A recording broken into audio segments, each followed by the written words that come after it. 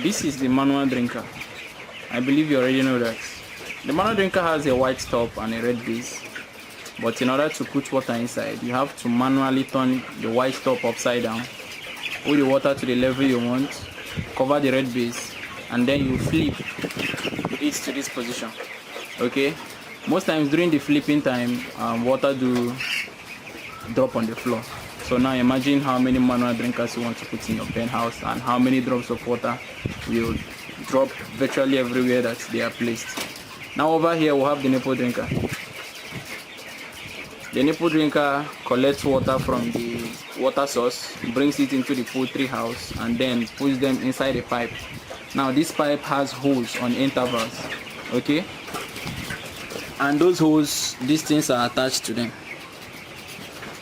This is actually the nipple, but something that is, there is a ball inside blocking those holes so that the water will not be continuously dripping on the floor. Now anytime the bird comes and taps its beak to drink water, the ball shifts and the water is now able to drop, and immediately the beak is removed, the ball goes back to its position and maintains. Now in doing so, at times water do trail down. The water trailing down is not that it is leaking.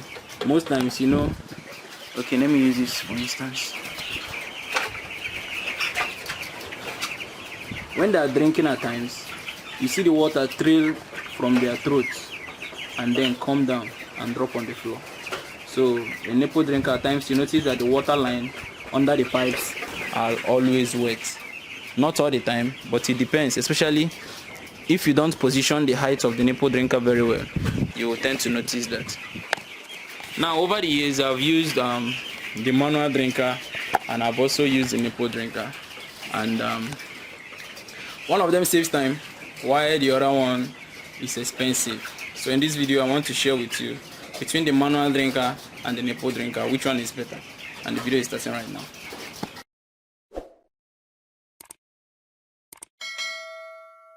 First of all, let's talk about the labor and stress involved in operating the drinkers. The manual drinker is more labor intensive because it requires constant refilling, lifting, and cleaning. For instance, if you look at this, the water level is down. Any moment from now, the water will exhaust, and the farm attendant will now have to come in, refill it, reflip it, and replace it. Okay, and especially it's always more stressful during the hot season because the water will be running out as fast as possible. Now for the nipple drinkers, where is it? Here are they. Okay, here they are. It is since it connects to the water source, the water just automatically delivers itself from to the chicken through the pipe. Okay, so it's less labor intensive. And it's not stressful because as long as the water source still has water in it, throughout the day you are rest assured that your birds will always have water regularly available to them to drink at any point in time that they want to drink. Second point, let's talk about the hygiene and bacteria risk. Okay, in manual drinkers, there is high risk of contamination, because birds can always step inside it, and okay, look inside here. What we have here is I think this is fish, or is it physics? Looks like it's physics. Okay, yeah, this is fecal dropping. They don't already shit inside this one. When I use run exam. Okay, the manual drinker has high risk of contamination because the birds can always constantly be stepping inside it. They can defecate inside, and also most times you see feed particles. You know, after eating, there will be feed particles in their mouth, and then they dip it inside the water. Some of them will be left in there. Okay, so possibility of bacterial buildup happens very fast, especially if you don't clean it up daily. While the nipple drinker, look at the size of the bird, look at the size and the height. There is no way that this bird can ever be able to defecate inside here, and the feces will enter inside the pipe. You get the point? But occasionally you need to flush the pipe of the nipple drinker because at times we have this algae, this greenish material that is slimy building up itself inside the pipe. Okay, it happens in all the pipes, even the one you use in your house. But for the poultry use, you know, the chicken is too sensitive, so occasionally for us over here, every 3 weeks we do flush the pipe with water treatment chemical. We soak it overnight, then flush it the next day. Now if we talk about water wastage, okay, this one is just for sample for this video. There's no much water wastage for this one, but in using manual drinkers, we normally have water wastage, especially when this water have gone down very well. You notice that the chicken will step on it and everything will just flip over, the remaining water will pour on the floor.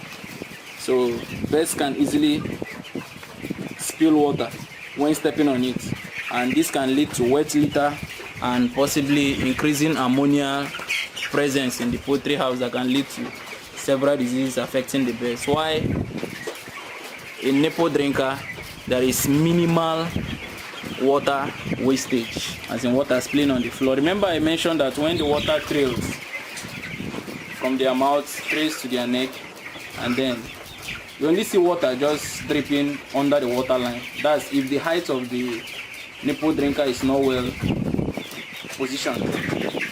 And it saves money on water bill because you're not wasting water in running the Nipple drinker. Now the next point is the cost and accessibility. I think here is where initially this one has more advantage, okay, because it is cheaper upfront. It's easy to find in the market, it's not expensive, so you can always just go to any poultry outlet where they sell anything that has to do with chicken. They have it, it's cheap, very cheap. But for the Nipple drinker has high initial costs, okay. It needs setting up, it needs plumbing, you have to do a lot, and you have to even have water source that gives you water, so you have to do a lot. Initial cost of installing this is expensive, but on the long run, on the long terms, when you consider that it's saving you labor and it's also the bacterial risk that can lead to disease happening to the birds is minimal using the Nipple drinker. You notice that the Nipple drinker actually is not really that expensive, because on the long run you'll be saving a lot when compared to the manual drinker. And then finally, when we come to the performances of the birds, okay, yeah, I've been seeing birds drinking from the manual drinker, but see how they do it.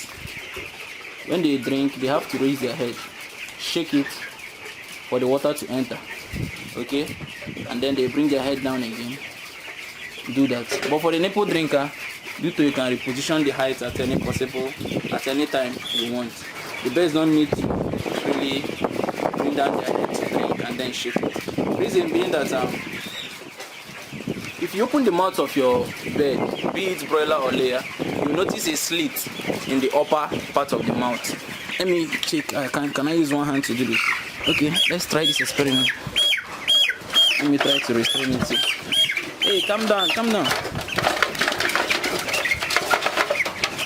I just want to open the mouth. Okay, almost there. Look in here. Look inside. You will notice a slit. Okay, sorry. Come on. You notice a slit in the upper. If you open the mouth of your bird, be it broiler or layer, you notice a slit up here. Okay, that slit now, if they are raising their beak to drink water from the Nipple drinker, it's easy for the water to just drop in. But for the manual, they have to bend their head. When they collect the water, they raise the head, shake it so that the water can be able to enter a slit. So if you check the performances of the birds, somehow they prefer to use it. But in conclusion, is if you're just starting out in your poultry farming business, okay, and you need to start immediately and you are low on budget and funding, you can easily go for the manual drinker, okay. But if you are doing this poultry business on the long run, just make a place in your mind to install the Nipple drinker going forward. It will help you a lot, okay. Now, which of the drinkers are you using in your poultry house between the Nipple drinker and the manual drinker? Feel free to share with us in the comment section of this video. That's it for this video, guys. See you next time.